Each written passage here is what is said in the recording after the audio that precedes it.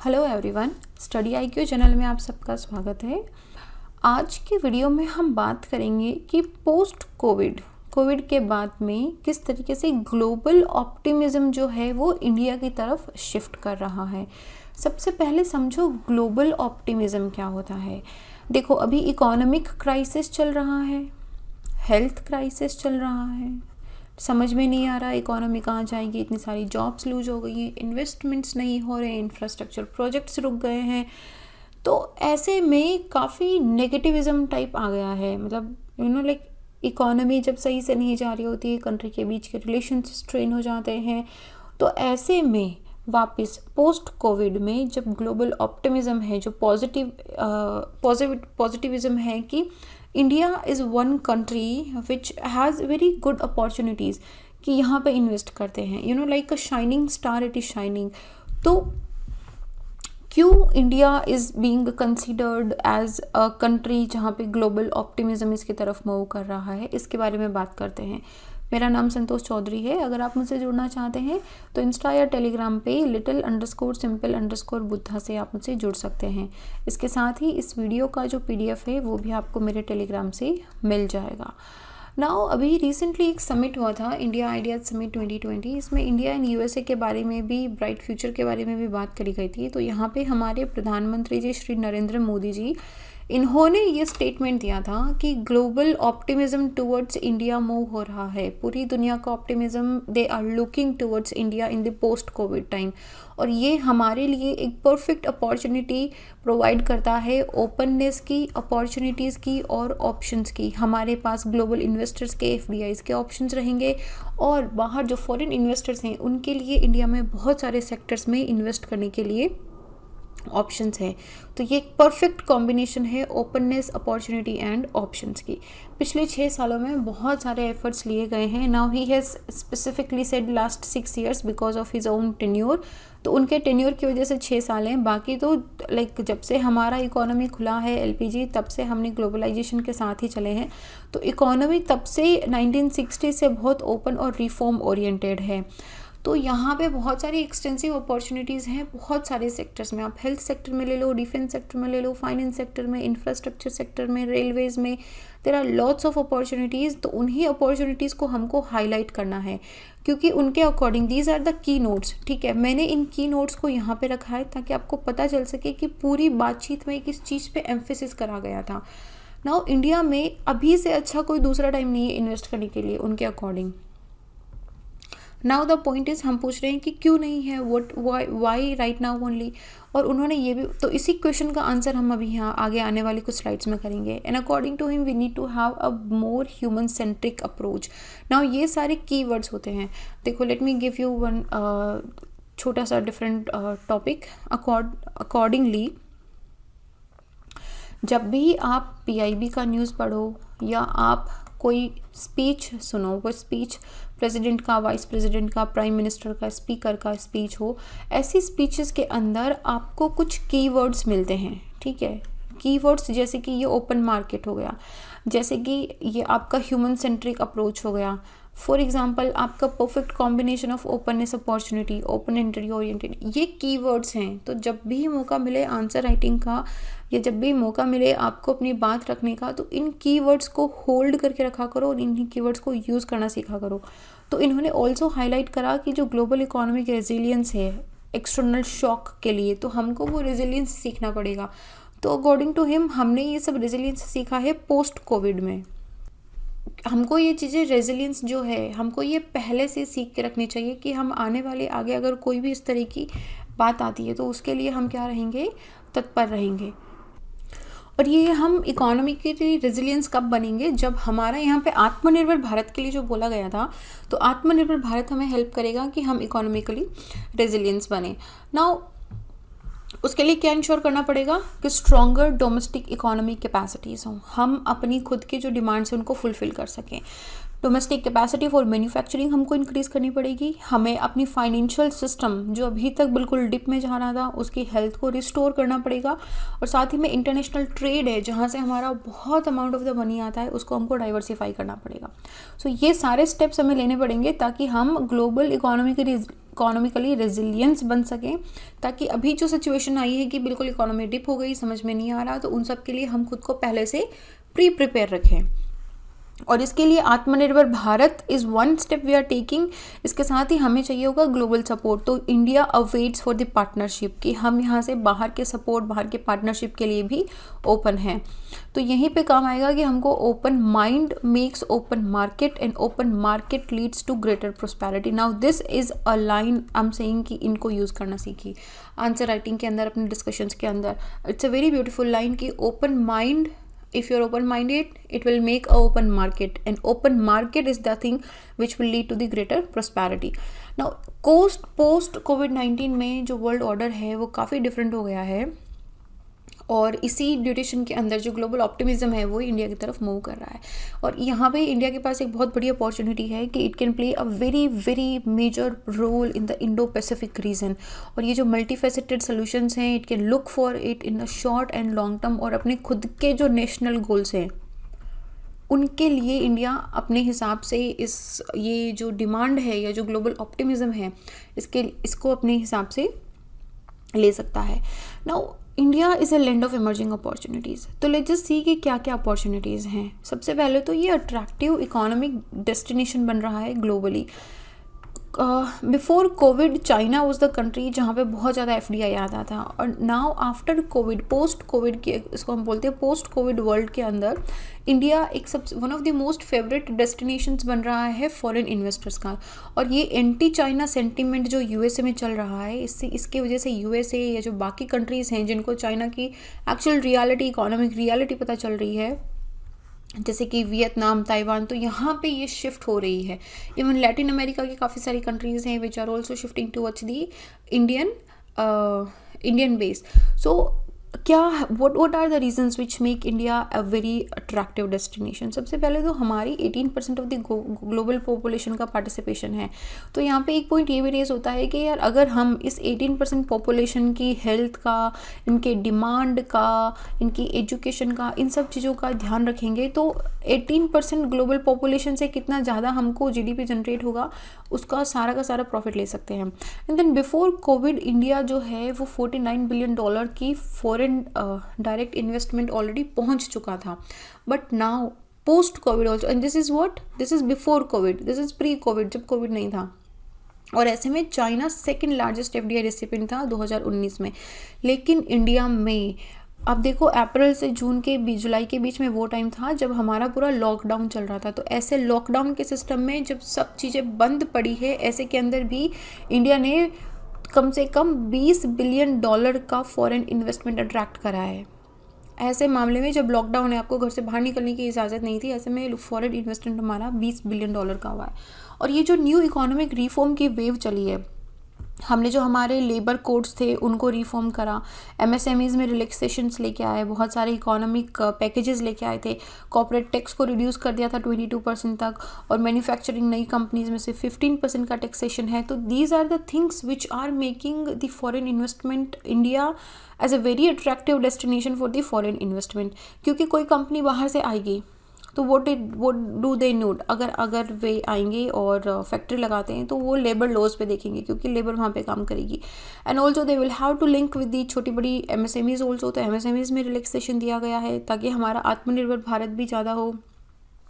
Then corporate tax को 22% और manufacturing tax को भी रिड्यूस कर दिया गया, इसकी वजह से प्रॉफिटेबिलिटी ज़्यादा होगी। तो the Covid pandemic, it is estimated कि जो ग्लोबल वर्ल्ड GDP है वो 3% तक श्रिंक हो जाएगी 2020 में, ये आ चुका है डेटा। लेकिन India has a relative advantage of 1.9% growth. तो ऐसे में एशिया में चाइना के बाद India is the other country जिसका इकोनॉमी बहुत अच्छे से जा रहा है। तो और बाकी कौन से सेक्टर्स हैं जिनमें इंडिया एक्चुअली लीड कर रहा है? Agriculture is one sector. बहुत सारे ऐसे इन्वेस्टमेंट्स अपॉर्चुनिटीज़ एग्रीकल्चर में प्रोवाइड करें, और एग्रीकल्चर में जिस तरीके से हम लोग फूड प्रोसेसिंग सेंटर में ऑर्गेनिक एग्रीकल्चर की बात कर रहे हैं, फार्म लॉज लेके आए हैं, ये सब क्या करेगा? ये बाहर से आने वाले इन्वेस्टमेंट को अट्रैक्ट करेगा। हेल्थ केयर में इंडिया का हेल्थ केयर जो है it is growing faster than 22% per year. हालांकि हेल्थ केयर के ग्रो करने के साथ बहुत सारी वो चीज़ें भी आ जाती है कि हम लोग इतना ज़्यादा बीमार हो रहे हैं, इतना ज़्यादा we are giving to the health also. लेकिन फिर भी वही बात है कि मतलब द थिंग इज़ हैपनिंग, लेकिन हमको उसके सोल्यूशंस भी ढूंढने पड़ेंगे। तो सोल्यूशंस के अंदर मेडिकल टेक्नोलॉजी, टेलीमेडिसिन, डायग्नोस्टिक्स, ये सब चीज़ें है जहाँ पे कंपनीज बहुत ज़ोरों तौरों से प्रोग्रेस कर रही है। इंडिया और यूएसए ने ऑलरेडी एक रोबस्ट पार्टनरशिप फार्मा सेक्टर के अंदर कर लिया है ताकि इसकी स्केल और जो स्पीड है इसको अचीव करा जा सके। Then we have in the energy sector. Energy sector में हमारा इंडिया हम लोग ऑयल बेस्ड इकोनॉमी से गैस बेस्ड इकोनॉमी तक जा रहे हैं। तो हम लोग अभी शेल गैस के लिए भी बात कर रहे हैं। इंडिया में खुद के हमारे जो शेल गैस के रिजर्वायर्स हैं उनसे हम शेल गैस निकालने की टेक्नोलॉजी पे बात कर रहे हैं। तो यहाँ पे बहुत ज़्यादा इन्वेस्टमेंट अपॉर्चुनिटीज़ मिलती हैं, स्पेशली उन कंट्रीज़ के लिए जो ऑलरेडी शेल गैस का प्रोडक्शन कर रही हैं और they want to invest in India. Infrastructure के लिए large infrastructure we need that drives in history and investors चाहिए इसमें हमको, चाहे वो हाउसिंग के लिए हो, चाहे वो रोड्स के लिए हो, चाहे वो ब्रिजेस के लिए हो, डैम्स के लिए हो, किसी भी चीज़ के लिए हो। Infrastructure is one thing which is very much needed. Then civil aviations also. पिछले 8 सालों में हमारे जो एयर पैसेंजर्स हैं लाइक इंडिया से जिन्होंने एयर ट्रैवल करना स्टार्ट करा है उनका नंबर डबल हो गया है पिछले 8 सालों में, and it is going to keep on increasing. Now we value more of time. हमें ऐसा लगता है time is money, so this time is money, the new concept, it is increasing the number of air passengers day by day, और ज़्यादा से ज़्यादा नए aircrafts आ रहे हैं। तो civil aviation is also one factor जहाँ पे बहुत ज़्यादा इन्वेस्टमेंट अपॉर्चुनिटीज़ हैं। डिजिटल मीडिया, इंडिया में सबसे ज़्यादा मोबाइल यूज़र्स हैं, इंटरनेट यूज़र्स हैं, और अब रूरल इंटरनेट यूज़र बहुत ज़्यादा बढ़ गए हैं। स्पेशली अगर जैसे बात करें नेशनल डिजिटल पॉलिसी है, डिजिटाइजेशन की तरफ हम बढ़ रहे हैं। हम हमेशा बोल रहे हैं कि सब कुछ आजकल ऑनलाइन चल रहा है, चाहे आप कपड़े खरीदो, चाहे सब्जी खरीदो, चाहे आप education low, her cheese, even this is watching you on, आप अपने घर में बैठ के अपने मोबाइल में ये वीडियो देख रहे हो। So this is what you are an internet user. तो इसकी जो डिमांड है it is increasing day by day. 500 million people and more they are being connected in the internet. तो ये आप एक्टिव इंटरनेट यूज़र्स की बात कर रहे हैं, मतलब ऐसा नहीं है जैसे दादी के पास भी हमारे पास एंड्रॉयड फ़ोन है, उनके भी रिचार्ज के साथ में कोई 200-300 MB का डेटा आ जाता है। तो but if she is not an active internet user, but you are using the internet, data आपका ख़त्म हो जाता है तो आप कुछ और GB का प्लान भी डलवाते हो। So this is again a new investment opportunities. Then defence and space also. India ने अपनी FDI की जो डिफेंस में कैप है उसको 74% तक रेज कर दिया है। नाउ ये it also offer special incentives to the interested private and the foreign investors, ठीक है। और इसके साथ ही 2 डिफेंस कॉरिडोर्स भी हम स्टैब्लिश करने वाले हैं to encourage production of the defence equipments and platforms. Looking at the neighbourhood situation, be it the China, be it the Pakistan, हमारे पास डिफेंस, या अगर मैं पर्टिकुलरली सिर्फ डिफेंस की बात करूँ तो defence is one sector in which we have to be very very very very vigil.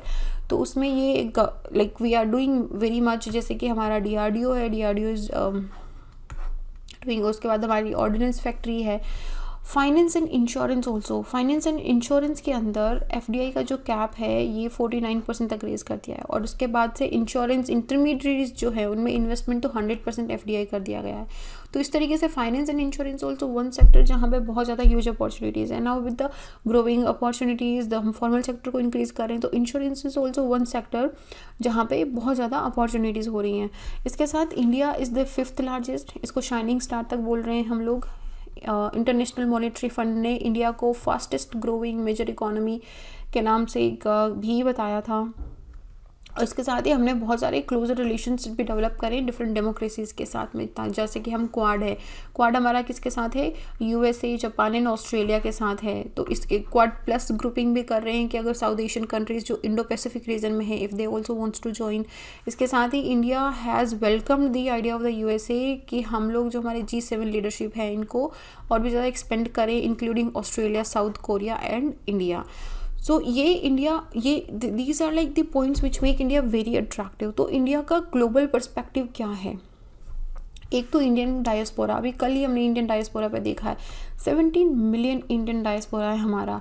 तो ऐसे में USA इंडिया को अपना एक स्ट्रैटेजिक पार्टनर कंसिडर करता है। आप अभी USA की जो नई कैबिनेट बनेगी, जो बिडेन जब अपनी कैबिनेट बनाएंगे, then just look at the number of Indians in his cabinet. तो तो आपको पता चल जाएगा कितना मेजर स्ट्रैटेजिक पार्टनर है। इसके साथ ही मल्टी फैसेटेड पार्टनरशिप हमारी वैसे भी इंडो पैसिफिक में यूएसए के साथ चलती रहती है, और बाकी जो पावर्स हैं जैसे जापान, साउथ कोरिया, ऑस्ट्रेलिया, इनके साथ भी हमारा रिलेशनशिप अच्छा है ना। अभी हमने इंडियन फॉरेन पॉलिसी के बारे में बात करा था कि हम लोग ना रिएक्टिव से प्रोएक्टिव आ गए हैं, ठीक है, और इसके अंदर भी हम लोग बात करते हैं पर्पसफुलनेस, प्रैग्मेटिज्म की। तो हमारी बड़ी फ्लेक्सिबल फॉरेन पॉलिसी है ना। हमारी फॉरेन पॉलिसी इस इंस्टेंस पे डिपेंड करती है कि हमारे नेशनल ब्रॉडर गोल्स क्या हैं, और इसमें इंडिया बाकी मल्टीलेटरल एंड जो बाइलेटरल ये फॉर्म्स होते हैं इनमें it has become a very active participant. इसने ये जो ग्लोबल प्लेटफॉर्म्स होते हैं इंडिया ने it has started using as a platform जहाँ पे we raise voice about the health, we raise voice about the terrorism, we raise voice about our neighbourhoods. तो ये काफ़ी एक्टिवली पार्टिसिपेट करते हैं हम। तो इंडिया और इंडिया का location, geographic location is extremely strategic. पूरे इंडियन ओशन का नाम इंडिया के नाम पे दिया गया है, और बाकी जो दो अटलांटिक एंड पैसिफिक है इनके बीच में जो आइडियल जियो स्ट्रेटेजिक पावर का कनेक्शन होता है that is through India, I must से।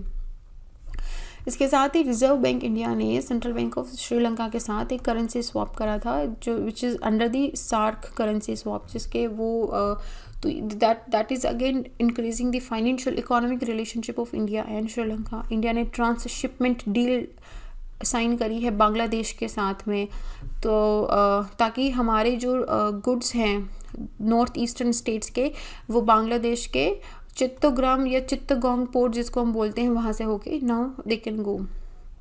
इंडिया ने नेबरहुड फर्स्ट पॉलिसी के अंडर बहुत सारे मेडिकल एड हो गया या फूड सप्लाई हो गई, ये अपने आसपास के हमारी जो छोटी आइलैंडिक कंट्रीज़ हैं जैसे कि मालदीव्स, मॉरिशस, सेचेल्स, मेडागास्कर, कोमोरोस, इन सब पे हमारा जो नेवल शिप था केसरी, इसके थ्रू ऑपरेशन समुद्र सेतु के अंडर यहाँ पे medical aid and food supply को भेजा गया था। ये इंडिया की जनरोसिटी भी दिखाता है, and also it establish India as a big brother in the South Asia also.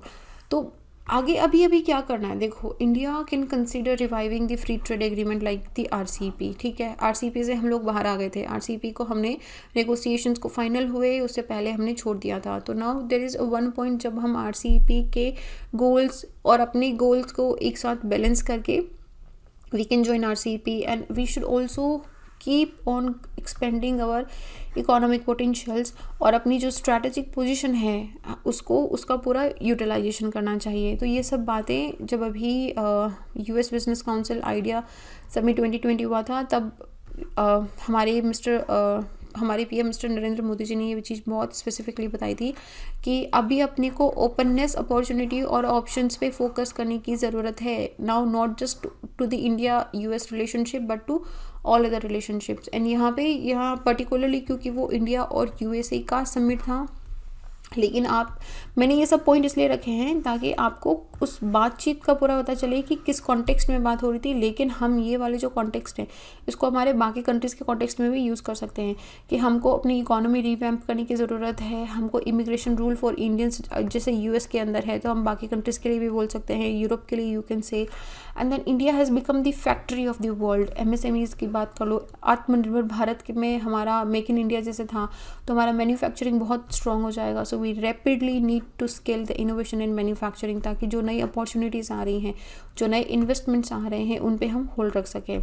बाकी कंट्रीज जैसे कि जापान एंड ऑस्ट्रेलिया है, they are also cooperating with the USA, और हम लोग क्वाड बना रहे हैं ताकि इंडो पैसिफिक में चाइना की जो दादागिरी चलती है, जस्ट से दादागिरी या जो दबदबा चलता है उसको पुश बैक कर सके, उसको काउंटर कर सके।